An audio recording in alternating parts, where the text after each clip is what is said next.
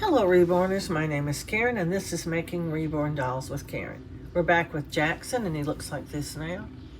He's way light, you can see, as dark as his paint was before, it has lightened up considerably from his bake.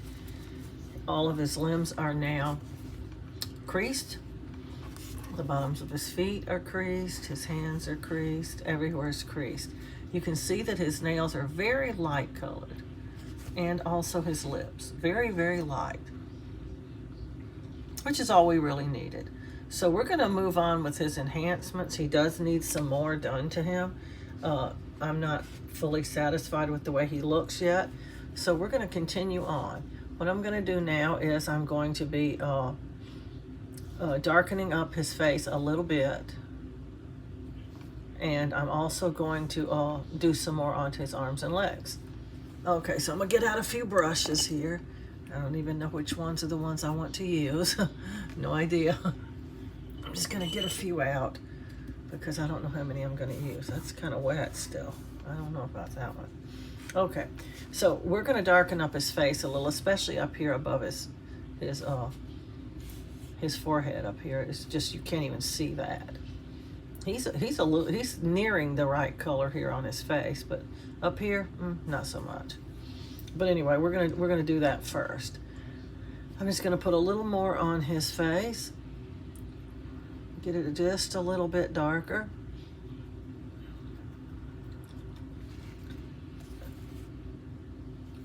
And then we're gonna dab it around a bit, because even though we want it darker, we don't want it to look harsh. We just want it to show through the layers of paint we're going to put on him. And at the color it is right now, it's just not going to. I just from experience can tell you that it's not going to. It's not going to show. We want him to be nice and colorful when he's finished. So we're just darkening him up a little. Not much to his face. He's almost done. He's almost there. Okay, and now I'm going to put a little more on his forehead. Actually, a lot more on his forehead because it's very, very pale. Okay. We don't want super pale babies. We want them to be a little bit darker than what we have. Pale babies just look sickly to me.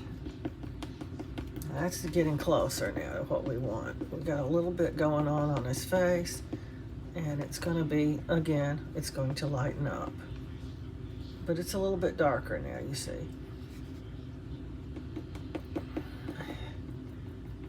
We just want, when we start to put his layers on, that it doesn't just fade away.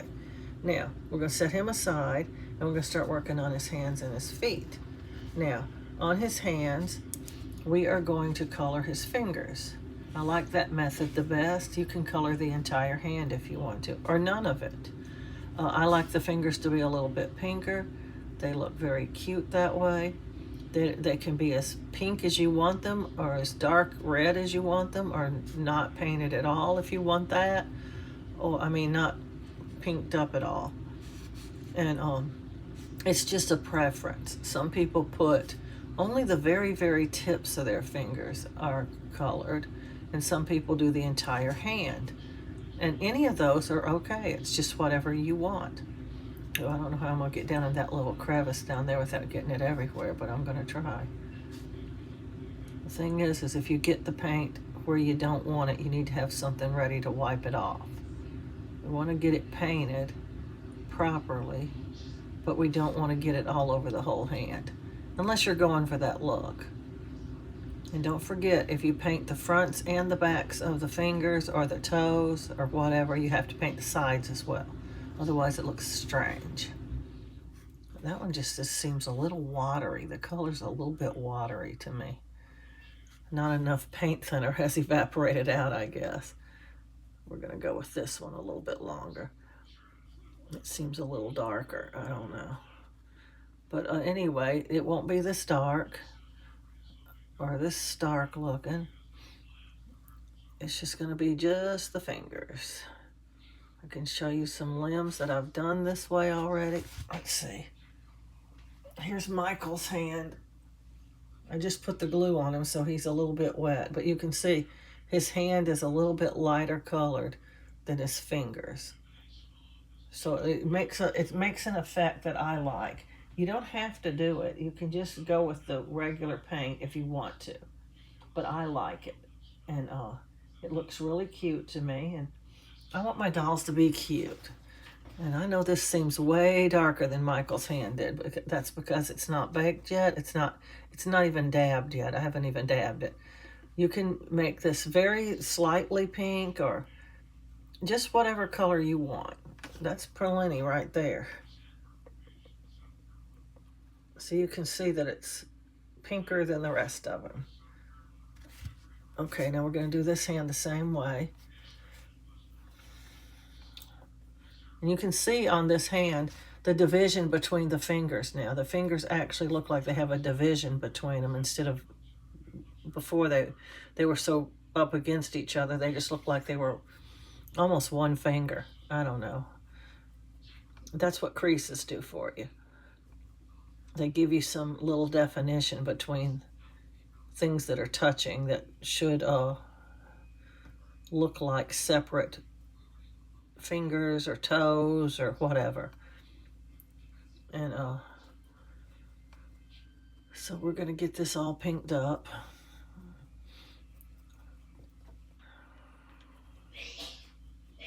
Take a little bit of paint in here. We're running out of color in that paintbrush. I'm going to switch to this one, see if I can get a little more color out of this one. Even though you can do a little bit of painting with a paintbrush this way, it doesn't have a lot of paint in it, and so you have to change often. That's the downfall to dry painting. You have to change brushes a lot. It's a rarity for me to dip a paintbrush when I'm doing enhancements, though. I almost exclusively use dry paint. And it's not all that dry. You can see how shiny it looks. But it's concentrated in the brush. You don't have to dip your brush because it's had a chance to have some of that paint thinner evaporate out and leave behind this dryish paintbrush. You can touch it, you won't get paint on your hand, but yet when you wipe it against the doll, it looks wet. But it's a cleaner paint. When you're using, you'll notice if you've ever painted anything with just the paint in the jar, it's very, very dark. It's very highly pigmented. You saw me painting, if you watched Michael's series, you saw me painting Michael with it. And it just gets all done in the creases and everything, and you have to do a lot of dabbing to get it. There, that looks cute. See how cute that looks? You have to do a lot of dabbing to get the creases clean. Okay, now on the bottom of the feet, we're going to do two things. One is we're going to put a little blue there because there's a portion of the bottom of the foot, and it's just almost like, it's right where the arch would be, and it's like a half moon shape.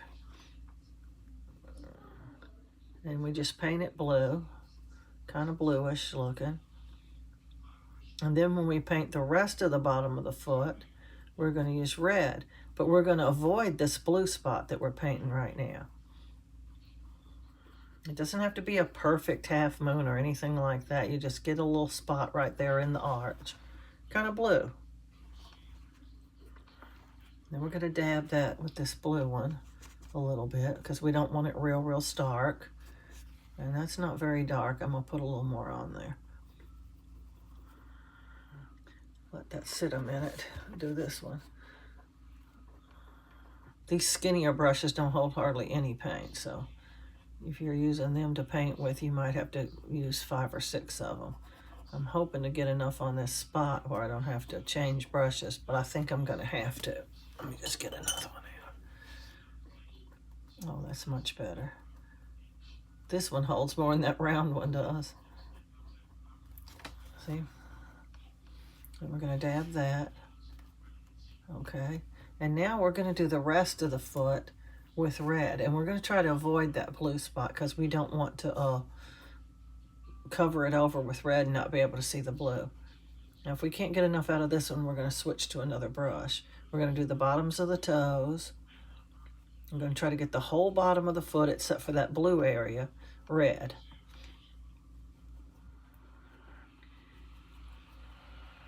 And when you're doing this, it's going to look like your creases are gone away. But usually, unless you're using a very, very, very dark color, usually the creases will show back up again after you bake. It's like, yeah, right now this color's predominant over the creases, but it doesn't usually take them away. Sometimes it might take them away some, and you can always put them back if they do.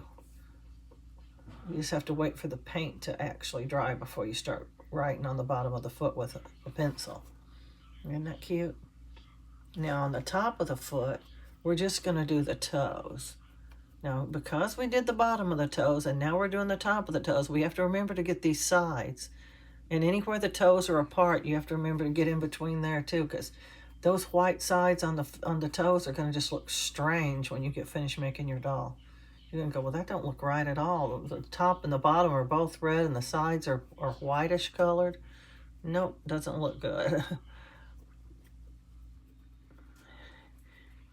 Now, if you're only doing the bottom or you're only doing the top, you don't have to do the sides. You can just decide on your own if you want to do the sides. See, like I didn't get the side of the foot because I'm not doing the top of the foot. I'm just doing just the bottom. So it's sort of your preference on how you want to treat the sides of something like that. We're going to dab that a little bit. We don't want it harsh looking either. See, nice and cute. Now we're going to move to this foot and do the same thing.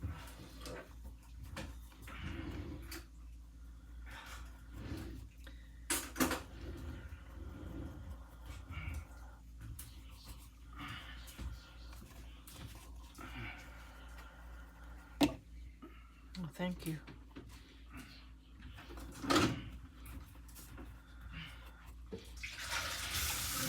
Running out. Don't lay it with the blue ones. I'll be dipping the wrong color, the wrong brush in the wrong color. Why don't you get a webcam? I don't know. Be easier. How so? I don't know. And we go directly out. Oh, I don't know about that.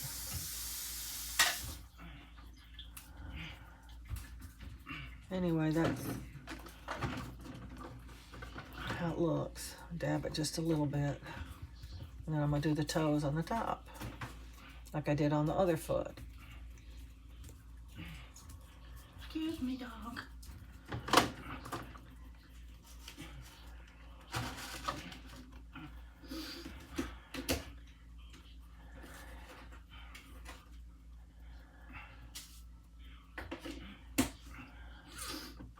You have to do a lot more rubbing when you're running out of paint because it just won't darken up. Well, these are going to be much lighter when they come out. And you could possibly want to do them again. I don't know. I usually go with whatever I get.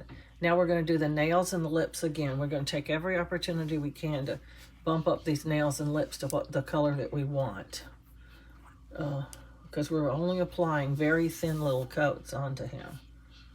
So we're going to do his lips again. And again, we're going to apply a very, very thin layer. And I'm going to take my glasses off again because I can't see what I'm doing. And after we've got a few layers on him, we'll be able to apply a much thicker layer if we need to. We shouldn't need to. We're putting on multiple thin layers, make a much, much nicer looking lips than they do if you try to do it all in one go. Or even 2 or 3 goes. I do at least, this is my second coat now, so 2 more at least you'll get. After every coat of paint, except the very, I only do it on the very last coat if I just can't get it right. Usually you can get it right before you get there, so you don't have to do it on the last coat. You'll get to the right color on the next to the last coat, usually. Once in a great while you go, well, they look a little rough, I'm just going to put another layer on. But you don't usually have to, because by the time we get to the last layer, it's already looking like we want. And once you get it like you want, you don't have to do it anymore.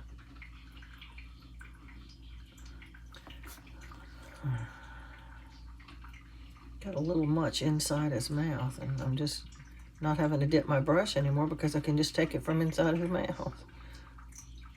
And don't forget, we're going to put this inside his nose as well. We're trying to build a color in there that looks similar to what you would imagine. You can't really see inside of a baby's nose. You almost have to open up their nostrils to be able to see inside their nose. Just like you would your nostrils. You can't really see inside your nose. So, but because it's plastic and it's open, well, it's vinyl. Vinyl's a kind of plastic. You can see inside the nose. There needs to be a color in there. It doesn't have to be super the most realistic color in the world, because we don't really know what color the inside of a baby's nose is. If you want to just open it up and look in there, you could, but I mean, I don't ever do that to a baby, but just so long as it's not starkly white looking. That's what we don't want. Now we're going to do the toenails again too, and once again, just like the lips, we are going to put a very thin coat on. We want our first few coats to be super thin. And that way, when we get 2 or 3 super thin ones on, then if it's not dark enough, we can apply a thicker coat, because there's plenty paint there now, and it will hold it. Really and truly, you could apply a thicker one now, but I just don't see any need to go that thick with the paint. It tends to run and get globby looking, and we can just do the thin coats and have prettier nails at the end. We want the nails to look smooth, and they're not going to look real smooth anyway, but putting on the glossy stuff smooths them out a whole lot. They're not going to be just super smooth. The nails are a little bit harder than the lips even, because they just are so...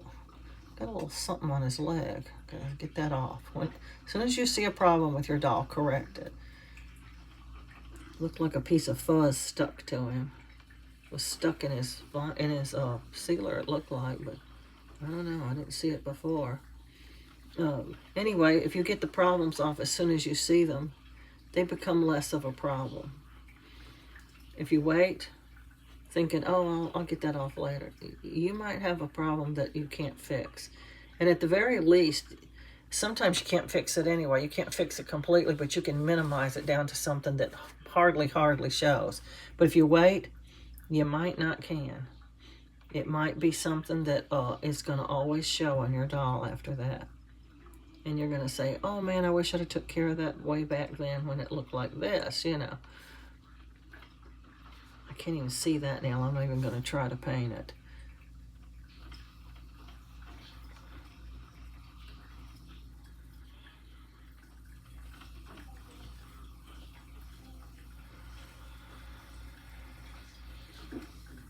My mother used to always say, try to be perfect. Even when you can't be, you can't really be perfect.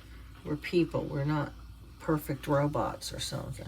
But if you try to be perfect, then you're going to do so much of it right. Instead of trying to be mediocre and doing only about 1/3 of it right,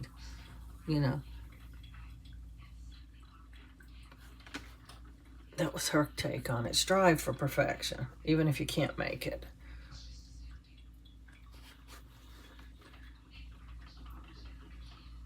Try to do every little part the best way you can. And then you get a better baby at the end.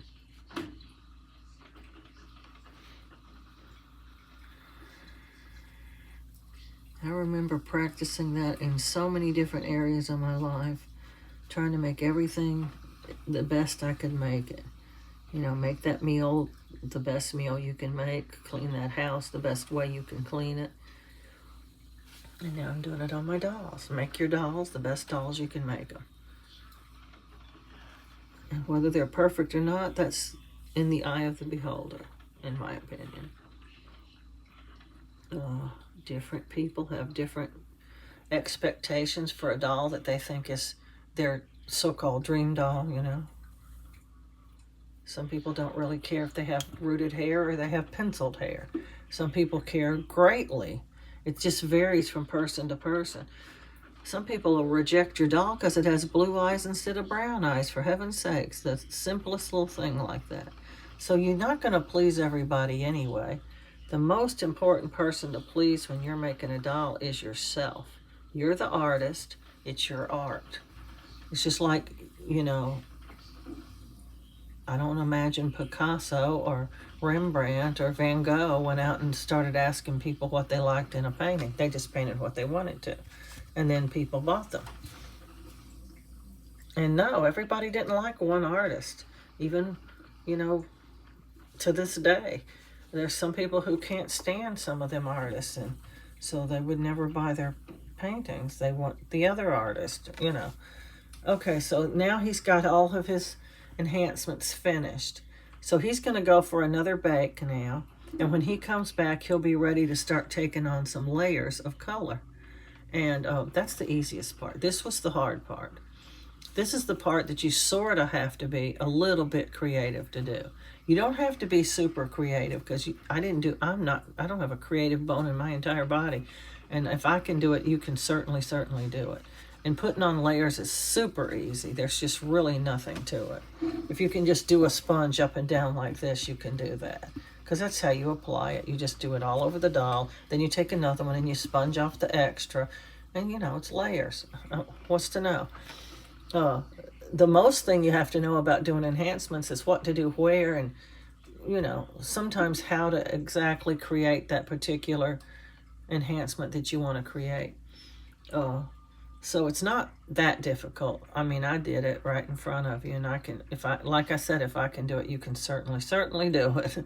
But anyway, I think Michael is a very pretty little baby. He's finished. He's got good color. He's just red enough, I think.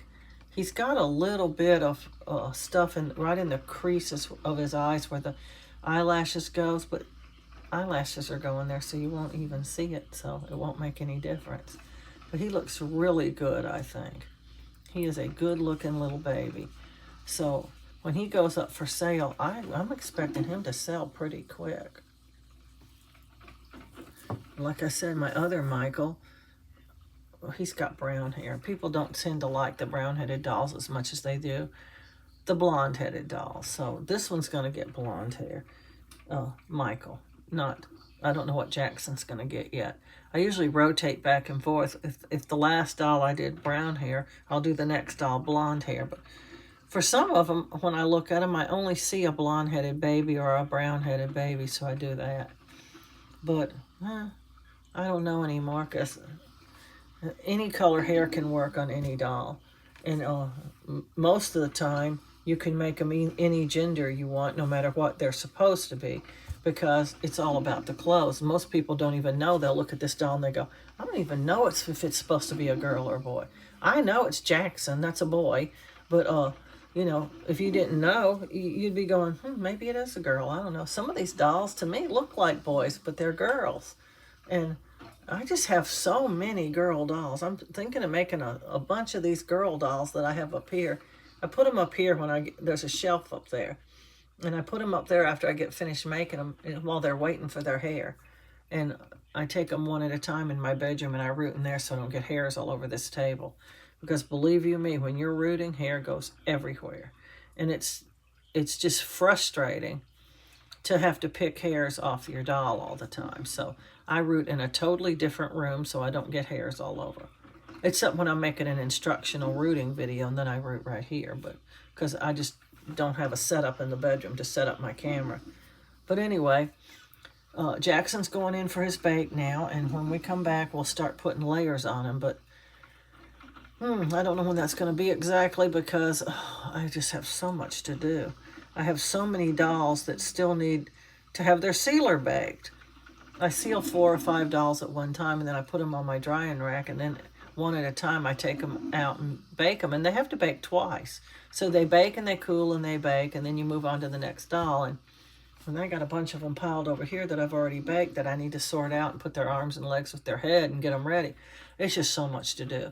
And in the meantime, I'm trying to download videos, and they won't hardly download at all if I'm recording. So it's just a thing, a process, I guess you'd call it, that you have to go through to get everything done. And then I have all these heads that need rooting. plus the doll in there that still needs to be finished rooting, and it hurts my arm to root. I have fibromyalgia, and it just kills my arm. That constant motion. I think I'm developing carpal tunnel too. It hurts up here mostly, but I know carpal tunnel's down here, and I'm having a little pain down here too. So I don't know. I used to just root until I was done. You know, it'd take me maybe a day and a half to root the doll, and that's just doing it in the evenings when I'm watching TV. It'd take me 2 days maybe altogether of just rooting a few hours a night. And but here lately it's taken me 3 or 4 days to root a doll, which is embarrassingly slow. And so the dolls are piling up. I have 1, 2, 3 up there that still need, and then Michael, and then Madison's finished too. She doesn't have her glue on yet. And then it's a lot of dolls. And tomorrow's Monday, so it's put together day. I'll be putting a lot of dolls together. I'll be putting Ginger, Charla, Elsie for sure together. And I don't know who else. I think I have some more. It's just, so much to do. It's also a busy hobby. I know I said already that it's an expensive hobby, but it's also a very busy hobby. If I don't run out of glass before I get these dolls put together, then I'm going to run out soon because I'm almost out. I usually get 2 buckets at one time. Each bucket has 50 pounds in it. And I got 1 bucket I use to make the little bags of glass that go inside the body. And I can make about 35 with 1 bucket. And then the other bucket I use to put the glass in the arms and the legs and stuff. And I still have some of that left. I don't know how much. I haven't tried to weigh it or anything, but it's a good bit, so I might make some bags out of that too. But I'm going to run out, I am. And so, I just don't know. Then I have to wait for more to come, and I'll have a pile of dolls by the time they come. I literally can make probably 2 dolls a day, because when one's baking, I'm usually painting on the other one, and I just switch back and forth, so there's no downtime really. And when I'm not doing that, I'm dressing them, or I'm putting them together, or I'm photographing them, or something, sealing more dolls or something. I'm trying to get up my inventory for Christmas rush, and I guess I'm working at a faster pace than I normally do, which makes you very, very tired. And I'm tired. When Christmas is over, I might take me a little break, like a month, and not make any dolls. I wonder if I can stand it. I don't know. I don't know if I can even stand to not make dolls every day. My sister's just astonished. I get up every morning, I come in here, and nearly the first thing, it's not the very first thing I do, but nearly the first thing I do is sit down and start making dolls. And then at some point I'll go, okay, my arms are hurting now, I'm going to stop for a little while and do something else. And then I'll come back and do some more, and it's just back and forth and back and forth and back and forth. Anyway, we're going to get Jaxson in the oven and get him baked so we can move on to his layers. The layers take no time at all, about 15 minutes per section, per color. And so that's, it's the most of the time is waiting for them to bake and then cool. That takes longer than painting them. But anyway, we're going to get all that done and get him in the oven and get him ready to start getting all that done. And please remember to like, subscribe, and share, and happy reborning.